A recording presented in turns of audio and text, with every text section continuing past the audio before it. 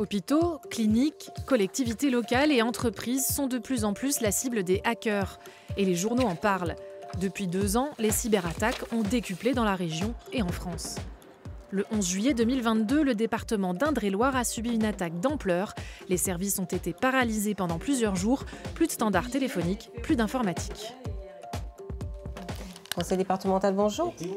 C'est quand même impressionnant. C'est impressionnant d'être coupé de tout. Et on se sent vraiment... Là, on prend conscience qu'on n'est plus rien sans l'informatique. Ça fait vraiment un drôle d'effet quand même. Ça fait vraiment un drôle d'effet. On n'est plus rien. Quand on ne peut plus aller sur Internet, quand on ne peut plus contacter les gens, c'est troublant. Retour au papier, au courrier postal, parfois à la règle et au stylo. Les agents du département ont travaillé comme ils le pouvaient, avec le système D comme allié. Au service informatique, les serveurs ont été coupés pour limiter les dégâts.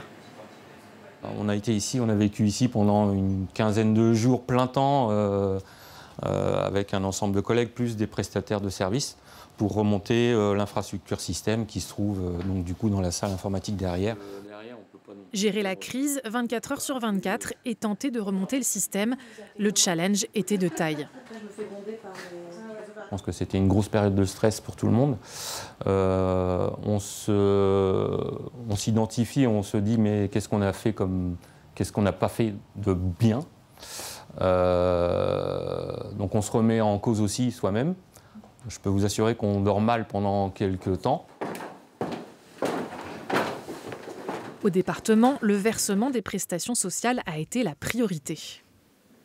À peu près 7000 personnes qui tous les mois perçoivent une aide personnalisée pour les personnes âgées. On a 1200 personnes à peu près qui perçoivent une prestation de compensation du handicap. Et on a pensé tout de suite à ces personnes pour qu'on puisse avoir un versement qui soit dans les temps. On a eu un retard au maximum de 3 jours sur une prestation et ensuite on est revenu dans les temps classiques de versement. Pourtant, 1 mois avant l'attaque, le département avait prévu d'investir dans la cybersécurité en embauchant Olivier, responsable de la sécurité et des systèmes informatiques. On dit souvent, l'attaque c'est plus simple que la défense. La défense c'est le métier ingrat puisque on est obligé d'être au courant de toutes les méthodes d'attaque pour essayer de s'y défendre au mieux. Et on est également conscient qu'on ne pourra jamais être à 100% de sécurité.